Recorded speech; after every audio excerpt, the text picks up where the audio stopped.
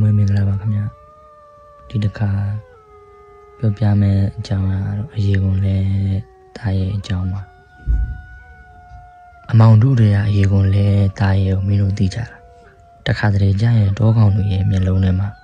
ငါတို့မြင်နေကြတလိษံအတိထက်ပိုးတဲ့အမျိုးတစ်ခုခုရှိနေတတ်တယ်ဆိုတာလေအခုငါပြောပြမယ့်အကြောင်းကဟိုးအရင်တောင်ပေါ်ဒေသတစ်ခုမှာတကယ်ဖြစ်ခဲ့တာအဲ့ဒီတုန်းကရွာနာ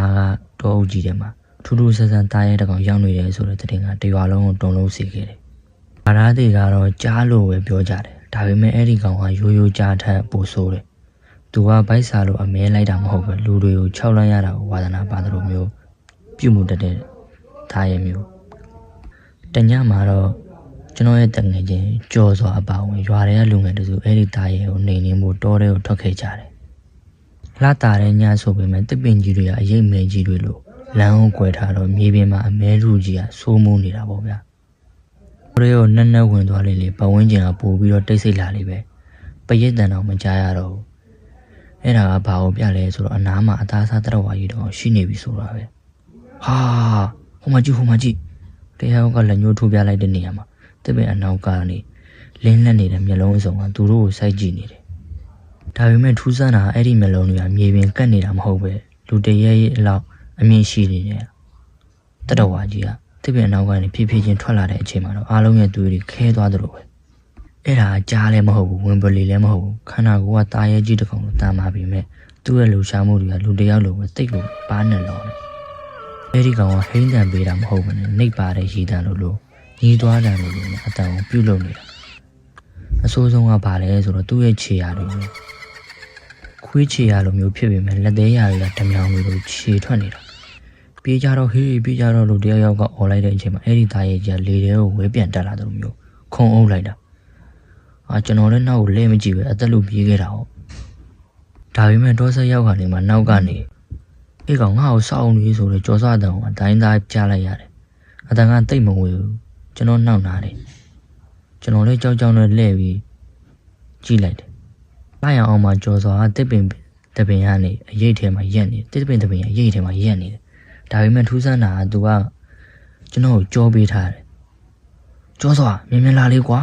ဟိုကောင်ကြီးလိုက်လာအောင်မယ်လို့ကျွန်တော်ကလမ်းအော်လို့သူကဗာပြန်ပြောလဲသိလား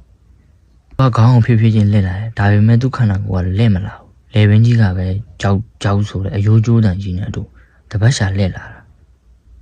သူမျက်နှာကိုမြင်လိုက်ရတဲ့အချိန်မှာလုံးခုန်တာရက်သွားမတတ်ပဲကျော်စောမျက်နှာအရေကုန်တွေလန်နေပြီးမျက်လုံးနေရာမှာခုနကတာရဲကြီးရဲ့ဝင်းလက်နေတဲ့မျက်လုံးတွေအစားထိုးဝင်နေတာတကယ်ချင်းငါဗိုက်စားတယ်ငါ့ကိုစောက်အောင်ဒီ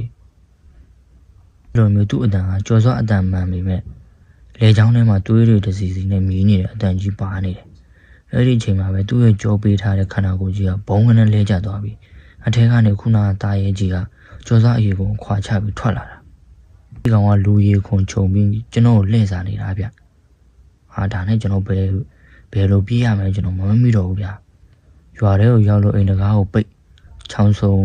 ထဲကိုဝင်အပြင်ကချောင်းစုံထဲကိုဝင်ပြီးတော့တကားပိတ်ထားတာတော့အပြင်ကနေချစ်ချင်းနဲ့အောက်ကုတ်နေတဲ့အတန်ကြီးကိုတညာလုံးကြားနေတာနောက်ပြီးတော့ဟေးကောင်တကားဖွင့်ပါဦးငါကြော်သွားပါဆိုတဲ့အတန်ကြီးကမိုးရင်းကနေအထိအိမ်ပက်လေးမှာပြန့်လွင့်နေတာနဲ့လင်းလို့ရွာသားတွေတော်ရဲသွားရှာလို့ကြော်စောရဲ့အယိုးတွေကိုပဲတွေ့ရတော့တယ်ထူးဆန်းတာအယိုးတွေကကိုက်ဖြတ်ခံထားရတာမဟုတ်ပဲတစုံတစ်ယောက်ကဆုပ်ယူထားသလိုမျိုးအထက်ကအစီတွေတောင်မရှိတော့ဘူးအဲ့ဒီနောက်ပိုင်းရွာသားတွေကတော်ရဲဖြတ်သွားရင်တကိုင်းကျိုးတန်ကြားတိုင်းနောက်ကိုလုံးဝလက်မကြည့်ရကြတော့မင်းတို့လည်းသတိထားအောင်နော်အခုငါမင်းတို့ဒီဇလန်ပြောပြရင်လည်းသတိထားမိတာတခုရှိတယ်မင်းတို့နောက်ကပြတင်းပေါက်မှာခုနကငါပြောတဲ့ချစ်ဆိုတဲ့အတန်မျိုးကြားနေရတယ်လို့ပဲ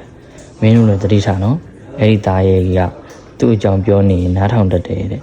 အခုမင်းတို့နောက်မှာတယောက်ရက်နေသလိုပဲမဟုတ်လားဟုတ်တယ်မလားမဟုတ်ဘူးဆိုရင်တော့အပြင်ကအမောင်ထဲမှာတစုံတစ်ယောက်ကမင်းတို့အရေးကုန်လဲဖို့အတွက်ချောင်းကြည့်နေတာသေးစားနေပြီနော်တတိထားကြတော့ကျွန်တော်ရဲ့ဇလန်လေးကတော့ဒီလောက်ပါပဲဗျာအားလုံးခုနိုင်ပါကောင်းသောညစာလေးဖြစ်ပါသေးကျွန်တော်ရဲ့ channel လေးကို like ဆက်လုပ်ပေးကြတယ်မိတ်ဆွေတွေအားလုံးကျေးဇူးတင်ပါတယ်ကျမ်းမာချမ်းသာလို့စိတ်ရှင်လမ်းပျော်ရွှင်ကြပါစေခင်ဗျ